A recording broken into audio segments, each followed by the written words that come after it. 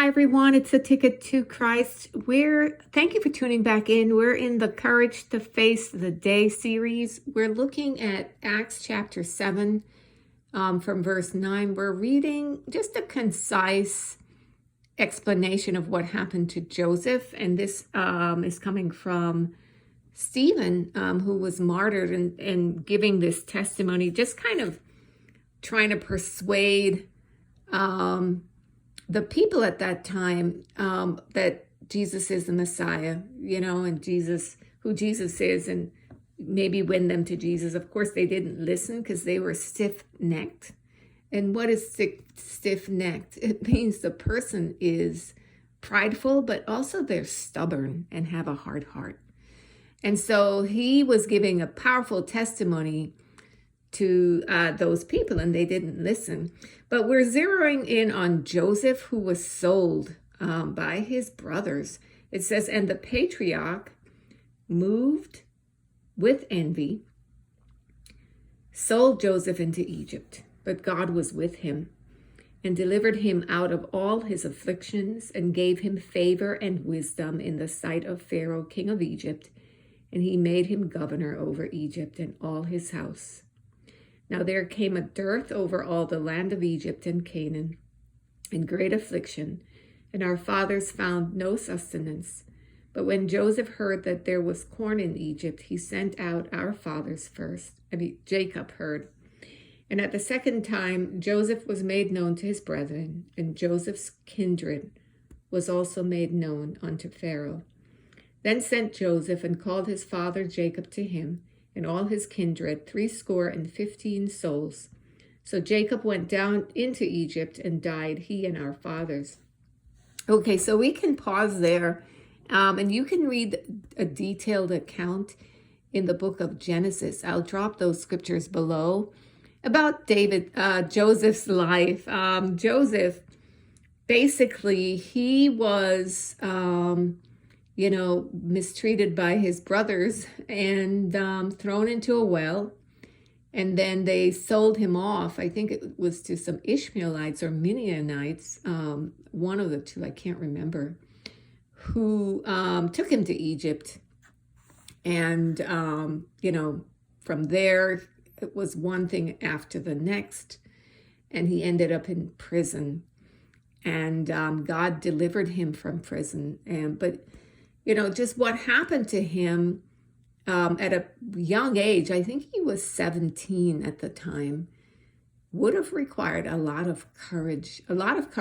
First of all, to face what happened to you by your own family, by people who were close to you, who should have loved you, but instead he was mistreated and sold.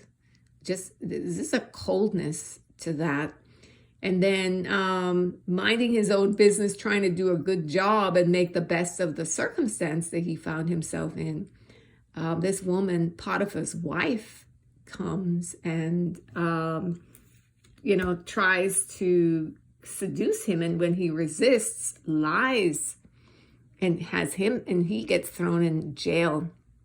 And, but throughout everything, God protected his life. God used it to build his character and to put him in position so that he would not only save his own life, but save his family and a people. So that's how they got into Egypt in the first place and grew there. And I think that God allowed them to go to Egypt so that they could learn, maybe reading and writing, maybe some of the things that you would need, skills that you would need, that one would need to build a nation. And so I don't think it was for naught, it was a waste. And it was an accident that they had to go into that place. But when they came out, which was hundreds of years later, they came out with a mighty arm of God. But we see here how they got in, how they got in. And so a lot of times when we're going through challenges, it takes a lot of courage. And sometimes we don't even understand how much it it depends on us, our life, our decisions, our courage, you know, in the face of tremendous affliction. We can't see the level of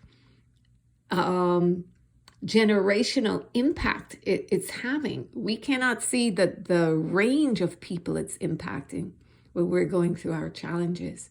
And so looking at Joseph, it can give you food for thought and just really inspire you if you're going through this type of challenge whereby, you know, you're betrayed, or, you know, you're going through affliction through no fault of your own, and you have to walk out a hard walk it out in courage.